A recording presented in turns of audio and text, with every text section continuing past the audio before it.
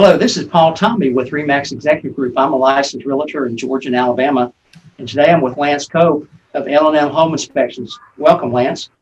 Thank you. What we've decided, my daughter, Heather Wild, is also my assistant. She came up with a marketing idea for the month of November, call it a month of gratitude. So we selected several vendors that we know, use, and trust for the last many years, and we've given them an opportunity to do an interview to help market their business. I like to say that Lance is a former veteran. Last week was Veterans Day, so thanks for your service. Thank you. We're also in Fort Benning, Georgia. For those viewers around the world that are watching this, I'm also a veteran. We do a lot of work with veterans in the area to buy, sell, invest in property management. So I've got a list of questions that I've obtained from the Alabama Real Estate Institute.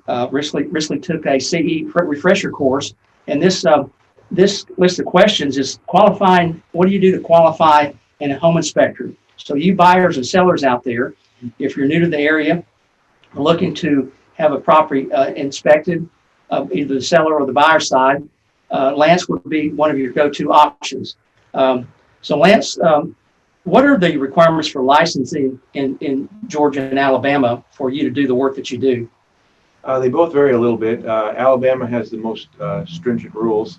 They require that you take an actual course. It's a 40-hour accredited course, and then they have a follow-on state exam you must take. With that, you're issued a home inspector's license number, and then, of course, you then do the normal licensing fees for the state, each county, and town that you're a member. Every year, you have to take 20 credit hours of training. In Columbus, Georgia, it's 8 hours of recurring credit. And then basically a business license. They don't require a special training course like Alabama. I see. How long have you been doing this kind of work? I'm finishing up 14 years. 14 years. Yeah. Okay. I know I've been in the business about 10 years, and I think the last count my buyers and sellers have used Lance about 150 times. We've used other inspectors as well, but 150 is a lot of inspections, and you've always done a great job. Are you a full-time inspector? Yes, I am. And it is kind of hard to do this job part-time because you have to go when the client needs the inspection. Okay. So do you book like a couple a day or something like that? I try to book 2 a day, no more than 10 a week. It offers me time to do a good inspection. And then I also go back to do final inspections. It allows to fit that in the middle of the day. Okay. Do you have errors and omissions in insurance? Yes, both states require full insurance. So you have liability and what they call E&O insurance. Okay. And what's the scope of the inspection that you provide? Most systems generically are a systems and structural inspection, but a home is more complicated than that. So I always look at the visible structure. I operate each system, and in the process, if there are any panels that can be opened, they'll be removed. But you go around the house, you're looking at the condition of the exterior, doors, windows, porches, patios. You're checking out roofs, crawl spaces, and attics. And then, of course, you go through the whole house for allowing for fair wear and tear, any damage that might be present. So all of this goes into the report. It's actually a visual, but a very thorough inspection in that respect. I think you've used the term before, non-invasive. Yes. So he's not going to open up a wall or take something apart. It's going to be a visual, but he's very thorough about checking each outlet, checking each appliance, checking the return register for temperatures. As a follow-up question to that, what if people have a swimming pool, a septic tank, a well, a sprinkler, or those type of things? Is that, or if you see something like a foundation issue, what would you do in that case? When it comes to the extra items, even though in my limitation sections I list that there are limits to pools, septic systems, and so forth, I go through looking at where the tank cleanouts are, running the systems in the home, and giving them my best understanding of the condition of their tank. But I also put down that it would be more proper to bring in a septic system company to further inspect. Same with the pool. I look at the condition of the pool and the concrete around it and any electrical safety, but a pool inspection is required, and you want to bring in a specialist to get a more thorough answer. As far as any damage to the house, such as a structural issue to concrete, when you're looking around the foundation, there are telltale signs that you may have normal stress, which can cause a stress crack, or you may have failure of the foundation. And all of that has to be put into the report. I know a couple times in the last 2 years, I had a buyer from Texas who was an Army major, that we were looking at a property, and Lance was representing the buyer, and he was real concerned about the foundation. We further called a professional foundation company and got a bid, and it was cost prohibitive. So the buyer walked in that case. In another case, I had a neighbor in my neighborhood that Lance found a structural issue on their wall. The house was about 35 years old. They didn't have a basement. They had a crawl space. And so we had them get a third-party inspection from 3 different foundation people, and they were all about $10,000 to $12,000. And I told them, now that you know this, you have to disclose it on your seller disclosure to any and all parties, and it would behoove you, the seller, to fix it prior to showing the house further and have a guarantee and a warranty for the people. So that's what we did. It turned out great. Yeah. But Lance had called the suspect issue, and we called in a specialist. Same way on that well we were talking about. If it's well water, I had a case about 2 weeks ago in Harris County. I never had it before. And the buyer's lender, CMG Mortgage out of Auburn, required that they, on a VA loan, had to have a certified water analysis. We got the sample bottles from the extension service in Hamilton at the county UGA extension office, overnighted to the lab at UGA in Athens, had the results back in about 48 hours. The water was fine. We had a certified sample from a certified lab. Typically take. I set aside 3 hours, but it usually takes about 2 hours to do the home. Some of it's based on the size of the home. Larger homes, of course, more to inspect just for size. And then sometimes it's the age of home. I like the older homes, but they can be more involved just due to age and age-related items. So on an older home, it's probably the roof, the plumbing, the electrical, and foundation are probably the big 4 Yes. on that type of thing. Yes. One thing I failed to ask about, what about if you see rot, wood rot, or maybe some termite tunnels or something like that? What are the limitations of what you can do or what you recommend about that? When you find rot, in common ones like I saw today, is a lot of the lower windows, no gutters, so the water off the roof is causing damage to window sills and sash, and that's pure water damage. So you list the damage, you show the photos in the report, and you recommend not only repair to the windows, but maybe installing some gutters. When it changes into insects, that's when you get involved with exterminators. I'm allowed to point out damage, but I'm not allowed to identify type of insect. So if I see anything that's insect related, I point out the damage that it is insect related, and then I recommend further evaluation. And usually around here it's termites, so you bring in a termite inspector. Okay. Most offers that I write up for my buyers, we have 3 essential things in just about every single case. We ask for a termite clear letter from the seller. We ask for a septic tank clear letter from the seller if it's not on city water and sewer. And we ask for a 1-year home warranty. Yes. And that 1-year home warranty is peace of mind for the buyer for the major systems. You can get add-on insurance for the septic or swimming pool, but a typical warranty, you want to look at the warranty company clearly and make sure that it's something that's worthy. The one I like best is America's Preferred Home Warranty, because we can choose the local vendors to do electrical, plumbing, or HVAC, and I can hold them accountable. But sometimes these people have warranties from all over the country, and they'll send somebody from Atlanta, which I don't care for because I'll never see the guy again. That's just my opinion. So what do you charge for inspections? On average, I start at $300, and then based on the square footage of the house, the price increases in increments of $25. Okay. Well, what about any discounts for a senior citizen or a veteran or a firefighter or a police officer? I don't do senior citizen.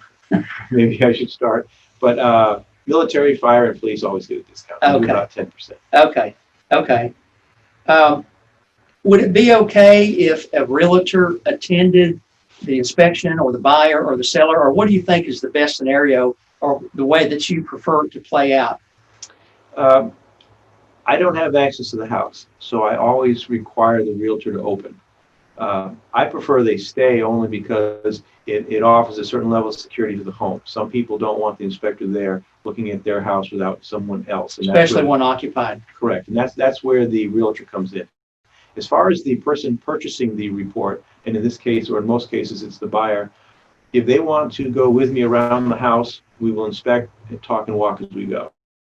If they want to wait towards the end, I will do a full review at the end of the inspection, go over the major items found, and of course, all these will be in the report. I always prefer they be there, but that's their option. So I always explain that as we discuss on the phone, the inspection and what will be encompassed, but it's up to them whether they show or not. And a lot of people do show. I recommend it. The most recent ones we've done, he typically does one about 8:30 in the morning, about 1:30 in the afternoon. So I'll let him in, and then I'll tell the buyer or the seller, whoever the person paying for the report, get there the last 45 minutes or so. He can do a highlights and show them. So when they see the report, they say, I saw that, I had my hands on it, and that really is beneficial. Now, because we're a military town, Fort Benning, we have a lot of buyers and sellers around the world that may no longer be here or may not be here from PCS. So what we can do is FaceTime live, do a FaceTime, and I can walk them through, and we can do the highlights section only with Lance for the last 25 minutes or something, and that seems to work really well. Yes. Gives them peace of mind about who did the inspection, what's in the inspection, and that another pair of eyes saw it at the same time, and they're seeing it as well. What's the typical kind of report that you provide?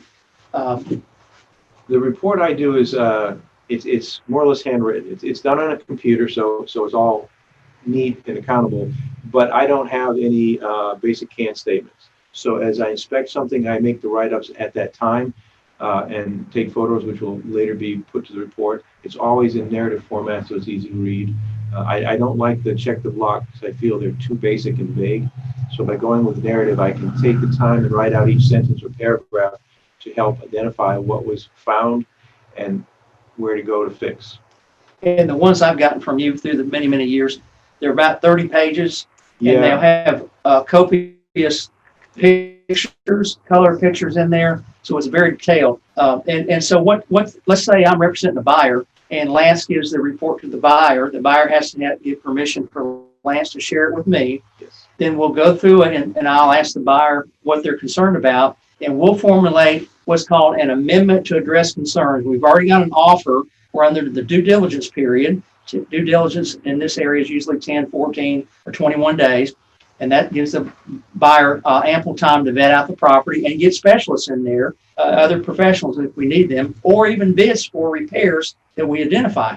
So when we do that and we push back to the seller and we have our stuff together, we can have bids and we know exactly what these requested repairs are going to cost. So let's say it's $5,000. Is that a lot? Maybe. It's who's paying for it. Yes. So I had one day, and we asked for $21,000 worth of repairs, and we got it only because we asked. I knew the house had been empty for a long time. The seller was out of town, and the young buyer said, "I can't believe we got it." I said, "Well, if you don't ask, you don't get." Yeah. So it worked. Typically, they're not that high, but inspectors' findings can and will be a deal breaker if not handled properly. Everything can be repaired. It's who's paying for it. Yes. Exactly. What about the delivery time on the report? What's typical? For me, it's usually overnight. I always ask 48 hours, but I always aim for 24. Okay. That's timely. So any viewer out there or any realtor out there that's watching this, get your inspection done for your buyer seller in the first couple of days of due diligence. Yes. So he's not pressed at the very end, and you do have ample time to ascertain your strategy to respond, and you have ample time to get bids from other professionals and other contractors. In your case with, if say a buyer or seller said, well, Lance, who can fix this or who can fix that?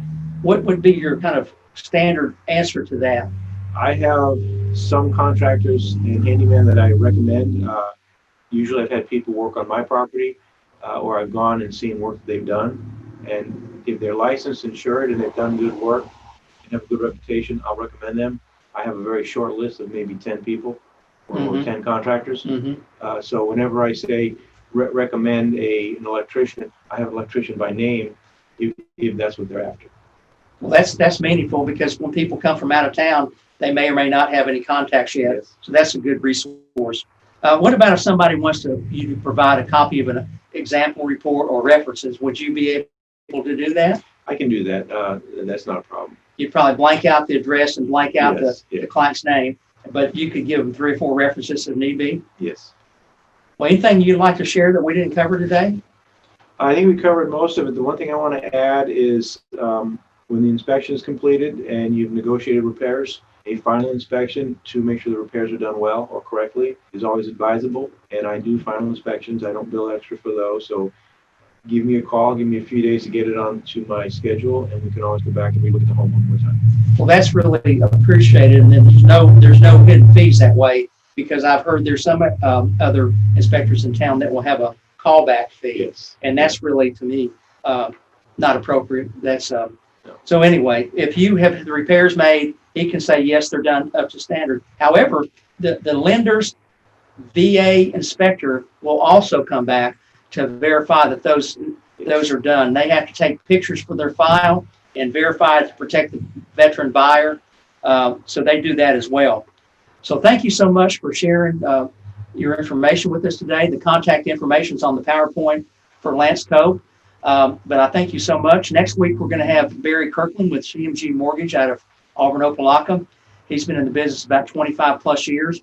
But Heather Wild, thank you so much. She's my daughter and assistant. Thank you for being the brains behind this operation and putting this together. And I hope you, Lance, and your family have a great Thanksgiving coming up. And I hope all the viewers have the best day ever. Thank you.